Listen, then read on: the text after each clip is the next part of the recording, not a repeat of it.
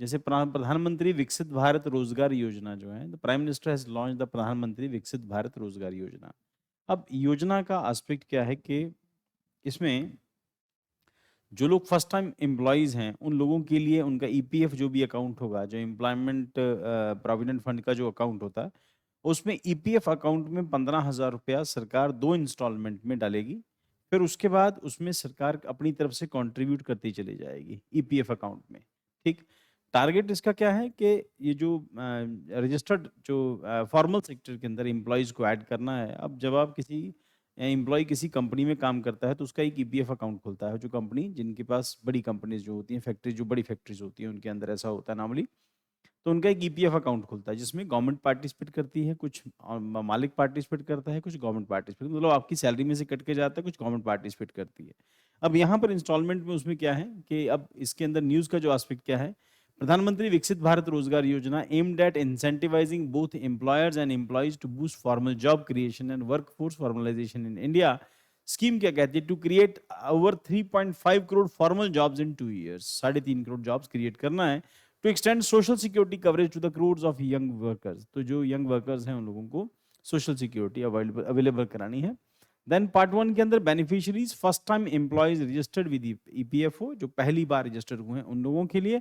Plus इसमें क्या है, इंसेंटिव मिलेगा 1 मंथ का EPF wage up to ₹15,000 in 2 instalments. तो 15,000 रुपये उनके अकाउंट में जमा होएगा, पर 2 इंस्टॉलमेंट में जमा होगा। उसके लिए शर्त क्या है कि पहले आपको 6 महीने तक कंटिन्यूसली काम करना होगा, first instalment after 6 months of continuous service, ताकि सरकार से कोई इसका बेनिफिट नहीं ले।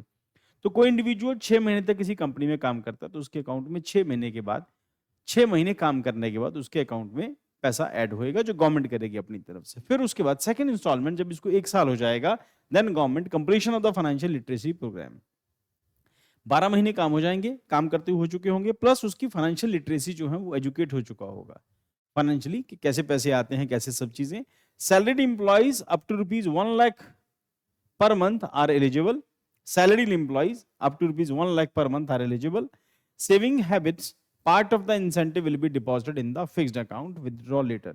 तो उसके बाद जो पैसा है उसके अकाउंट में जमा होएगा, जो वो बाद में विड्रॉ कर सकता है जैसा भी उसका सिस्टम होगा। अब यहाँ पर एस्पेक्ट क्या है कि सैलरीड एम्प्लॉइज हैं जिनकी 1 लाख रुपए पर मंथ तक की जो सैलरी है वो इसके लिए एलिजिबल है। Incentive to the new employee hired with salary up to ₹1 lakh. Government will provide up to ₹3,000 per month for 2 years for manufacturing sector. Incentive extend to third and fourth year. अगर manufacturing sector में आप काम करते हैं तो तीसरे चौथे साल भी एक्सटेंड होएगा। ठीक, तो गवर्नमेंट अपनी तरफ से पार्टिसिपेट करेगी। Payment of employees through PAN linked account, employees DBT via Aadhaar bridge payment service, Aadhaar के थ्रू।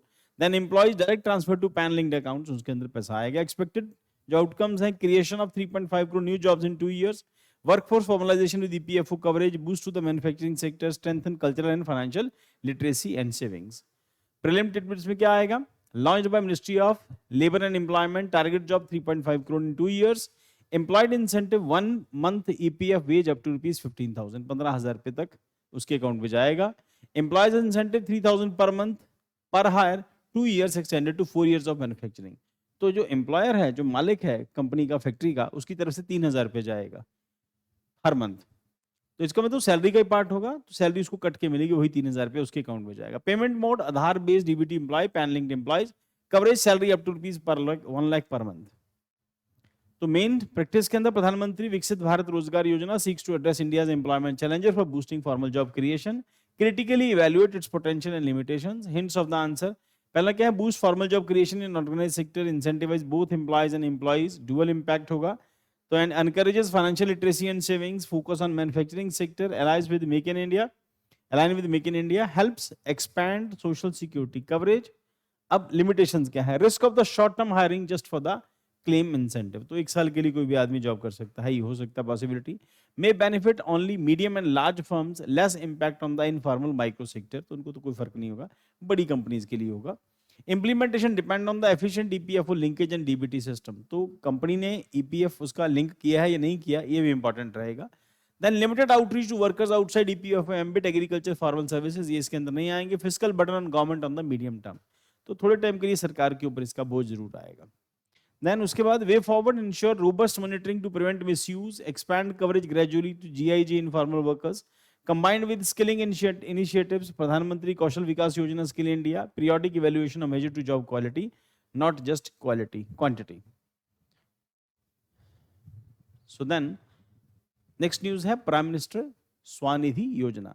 अब हम लोग इस प्लान को एक बार डिस्कस कर लेते हैं कि देखो गवर्नमेंट अपने काम को लेके कितनी सीरियस है। कल को हो सकता है कुछ लोग इसमें से फ्रॉड कर लें, कुछ लोग पैसे विथड्रॉ कर लें, बट ये 15,000 रुपए ही तो साल पे कर रही है सरकार, साल भर का 15,000 रुपए, उसकी पर मंथ लाख रुपए सैलरी है, ठीक। और सरकार उसको एक साल में सिर्फ 15,000 दे रही है। अब नाउ द पॉइंट है, मैन्युफैक्चरिंग सेक्टर है तो कह रहे हैं वो अगले साल में, नेक्स्ट ईयर्स में भी वो नेक्स्ट 2-3 थर्ड और फोर्थ ईयर तक भी शायद कंटिन्यू होगा। ये थर्ड और fourth year, yes. 3.5 crore and 2 year extended for 4 years, हाँ यस। तो 2 years extended for 4 years for manufacturing sector. Other sectors के अंदर बीपीओ केपीओ सेक्टर हो सकता है, वहां पर 2 साल तक के लिए इंसेंटिव मिलेगा, तो 15,000 रुपए 2 साल में आएगा। तीसरे और चौथे साल सिर्फ मैन्युफैक्चरिंग सेंटर के अंदर, मैन्युफैक्चरिंग सेक्टर जो भी होगा उसमें तीसरे और चौथे साल भी यही 15,000 रुपए मिलेगा। तो अगर हम 15,000 को 4 साल से गुणा करें तो 60,000 रुपए किसी इंडिविजुअल के अकाउंट में सरकार डाल रही है। तो बहुत पॉइंट है, सरकार को क्या बेनिफिट है? सरकार वही अपनी तरफ से जो बूस्ट करने की कोशिश है कि हो सकता है सरकार के हमें भी इससे कोई फर्क नहीं पड़ता, बट ये है कि एम्प्लॉय लगातार काम करेगा, उसको भी लगेगा कि सरकार मेरे लिए कुछ कर रही है, ठीक। नेक्स्ट